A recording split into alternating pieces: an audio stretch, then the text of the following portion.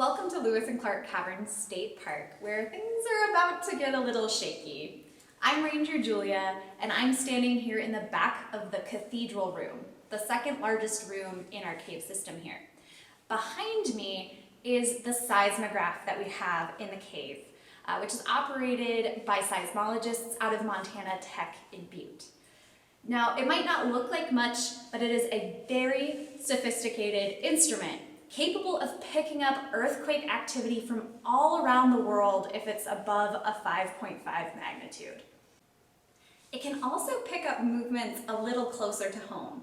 It's so sensitive that it can detect the rumbling of trains rolling along the Jefferson River down in the valley, which is 1,400 feet below where we're standing now.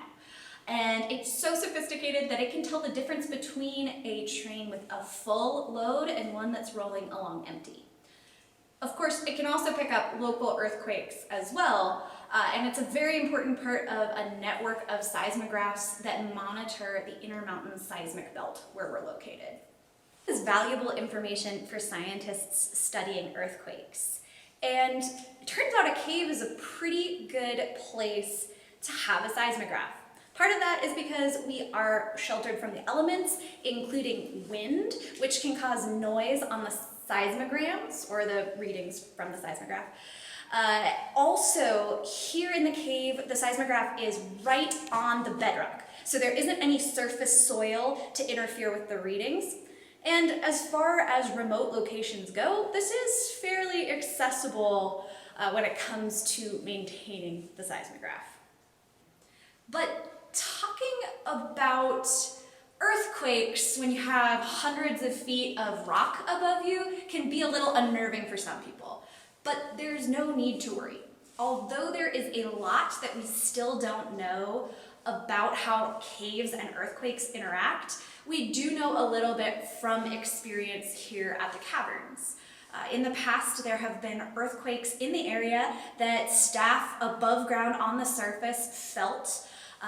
They called in to tour guides leading groups through the cave just to make sure everyone was okay, and no one underground had felt any movement at all.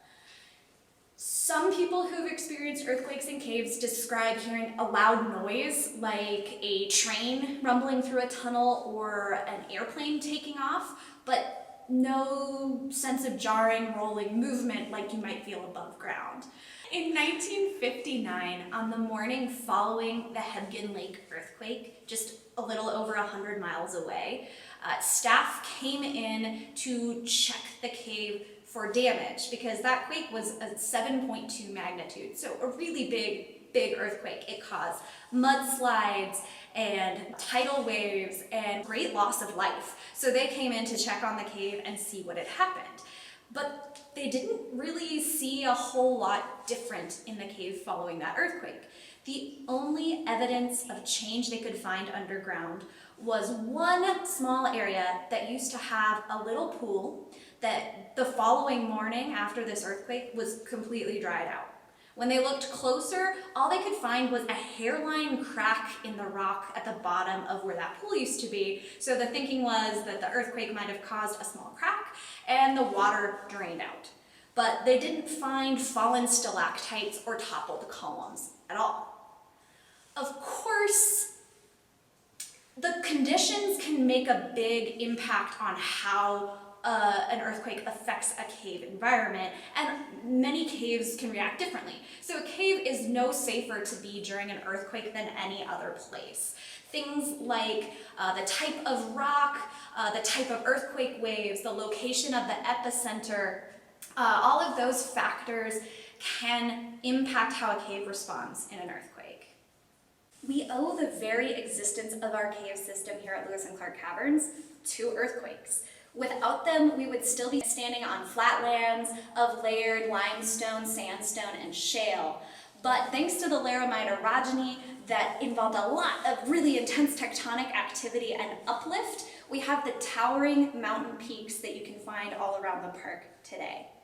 That cracking and faulting and breaking introduced cracks into the rock that allowed groundwater to seep in and start the very slow process of dissolving out these vast cavernous chambers that you can visit underground at Lewis and Clark Caverns today. And the rest is cave history.